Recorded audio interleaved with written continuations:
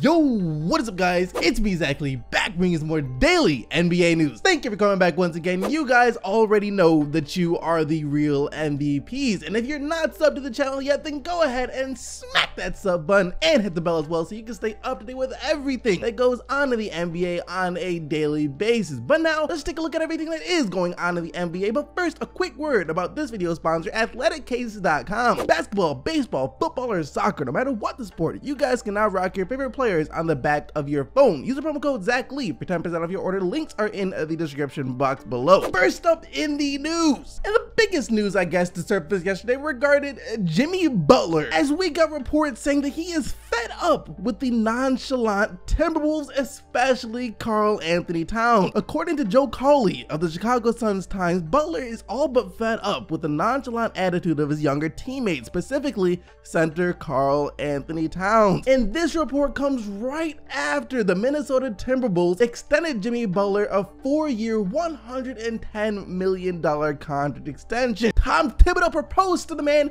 and Jimmy Butler said no. And look, earlier on in the season, we got reports about Andrew Wiggins not being happy with the organization. Then right after the season ended, we get reports about Karl Anthony Towns not being happy with the organization. And now we are getting reports that Jimmy Butler isn't happy either. When we get 3 different reports at different times about 3 different players not being happy, something has to be up. There could be no coincidence. There is no way that all of these reports are false. And I'm not even entirely convinced that everything is all right between the Wolves and Karl Anthony Towns, because this man has been eligible for a 5-year, $188 million contract extension, but they haven't even offered it to him yet. Anyways, though, those weren't the only reports that we got in regarding Jimmy Butler, as reports also came out saying that Kyrie Irving and Jimmy Butler might have plans to team up somewhere in the Eastern Conference next summer. A league source close to the situation told Sun-Times on Tuesday that Celtics point guard Kyrie Irving and former Bulls all-star Jimmy Butler, who's been playing on the Timberwolves since draft night trade of 2017, are still trying to figure out a way to play together. The Celtics could try to acquire Jimmy Butler this summer, or the 2 former Team USA teammates could simply opt out of their contracts after next season and join forces then. Their intent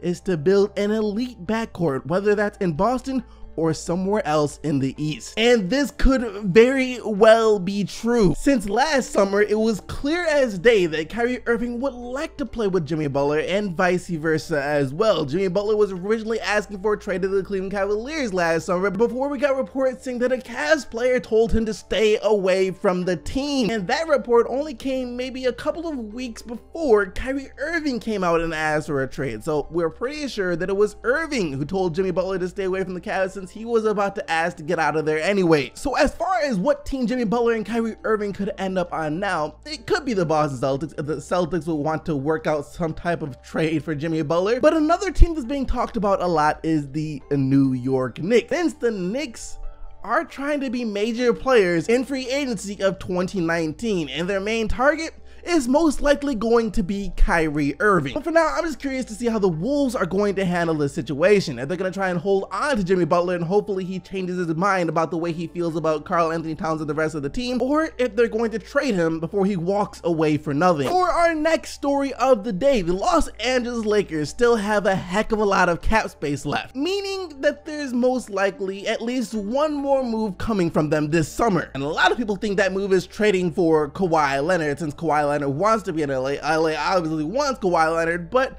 that might not even be the move that LA is about to make, as we are getting reports in saying that the Lakers are looking at several other star level players as well. A number of trade options are being considered by the Lakers executives Magic Johnson and Rob Pelinka, and names that are being bandied about include Damian Lillard, Kevin Love, DeMar DeRozan, Bradley Beal, and John Wall, among others. So the Lakers at this point are just trying to bring in any other bona fide all-star level player to play alongside LeBron James. But Kevin Love though, like, did the Lakers not see how that panned out for the past 4 years? Or maybe they just feel like they can make better use of Love than Cleveland did for the past 4 years.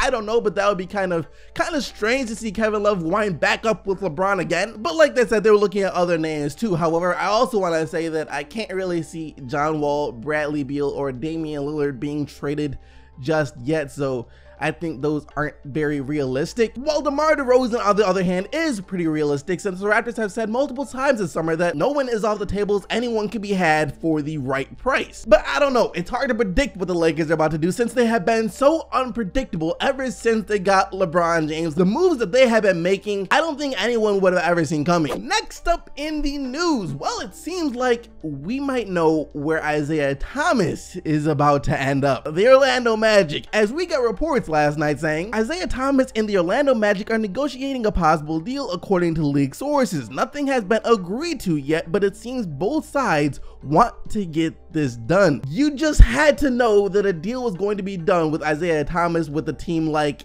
the Orlando Magic. It was the only thing that made sense for both sides. Isiah Thomas, of course, needs to prove himself again coming off this hip surgery that he can get back to the way he was with the Boston Celtics. And he's going to need a team to do that that will allow him to do that and give him all the minutes that he wants. And that's why he's looking at teams like the Orlando Magic, because he'll have all the freedom, get all the minutes he could possibly ever want. In other news, DeMarcus Cousins seemingly took a shot at the New Orleans Pelicans yesterday, as he posted to social media for the first time since he announced his decision to join the Golden State Warriors. And this is what that post looked like. To the city and the fans of New Orleans, thank you. City and fans both being capitalized, and nothing, not even a single mention about the team or the players of the New Orleans Pelicans. It could be that Cousins was upset that New Orleans didn't give him the max contract. It could be because he's upset that they took that $40 million 2-year deal off the table after he rejected it when the season ended. It could be a lot of things, but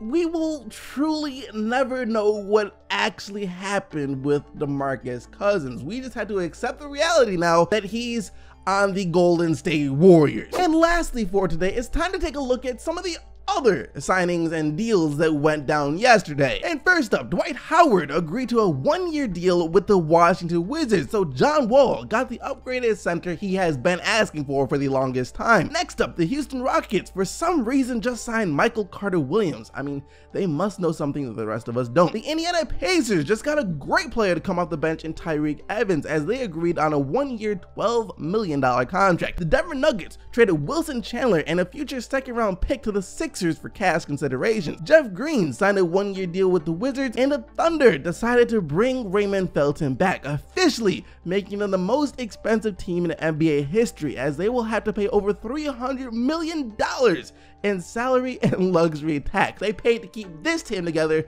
but were too cheap to keep Harden, Russ, and KD together.